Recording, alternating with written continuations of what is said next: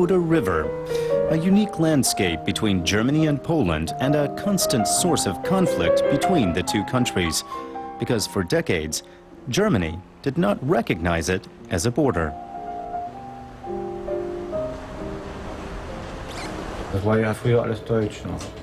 This all used to be German. Then things were shifted after World War II, and the Oder was made a river border. And that was that. Everyone had to leave.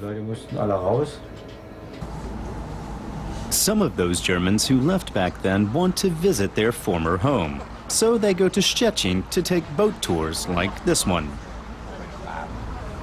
For many of the passengers, it's a voyage into the past. Szczecin is actually my hometown. I was born here. I left it 60 years ago. I fled when the Russians arrived, and now this might be the last opportunity to come back. Konrad Adenauer, West Germany's first chancellor, was not in favor of the victorious powers pushing Poland's border westwards to the Oder-Neisse line. The move resulted in a 25-year-long break in diplomatic relations between the two countries. It lasted until 1970, when Willy Brandt's conciliatory new Ostpolitik led to Germany and Poland signing a treaty in which Germany agreed to accept the border. Egon Bahr was considered the architect of Ostpolitik.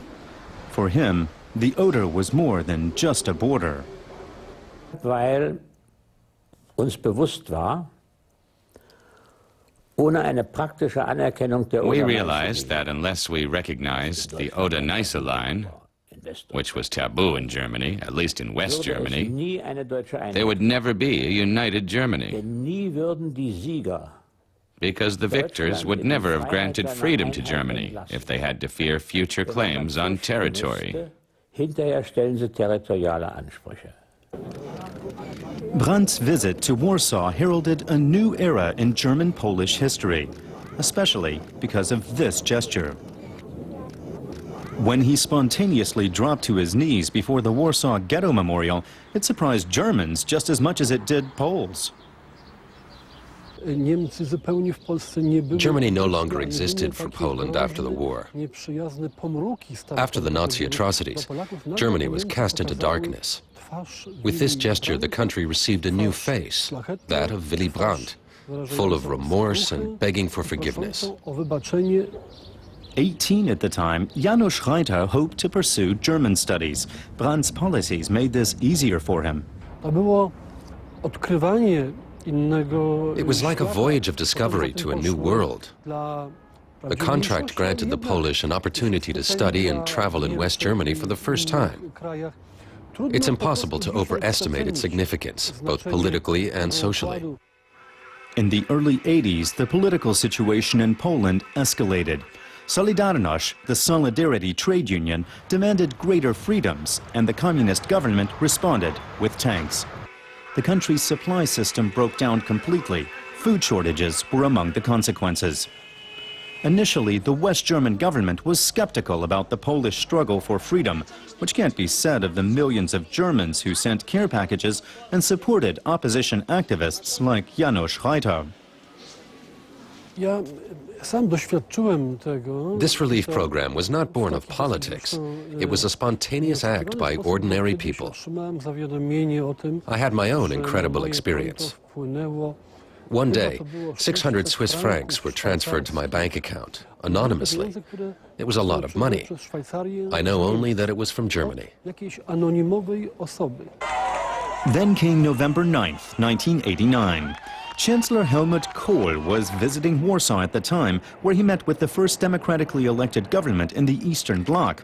It agreed to support German reunification, but in return wanted a definitive recognition of the Oder-Neisse border. After some hesitation, Kohl agreed. Shortly afterwards, Janocz Reiter became the first Polish ambassador to a united Germany. Thanks to efforts at that time, both countries are winners today. Poland is a member of the EU and NATO, and Germany has considerably strengthened its position in Europe. The country has proved it can be trusted. But this trust is constantly being put to the test. In a united Europe, Germany and Poland sometimes have differences of opinion. Debates over the German-Polish past frequently trigger resentment. Recently, it was over the issue of expulsion. Ich kann nur hoffen oder bitten. I only hope that Poland is able to show some understanding for this process of friendship and reconciliation. Annäherungsprozesses und der Freundschaft hat. It will have to develop beyond the generations of those who still have personal, terrible memories. Die noch persönliche, schreckliche Erinnerungen haben. And there's a need for patience, for the journey into the past and into the future. The passengers on this boat are well aware of that. And like them, many on both sides of the Oder long for the journey to end well.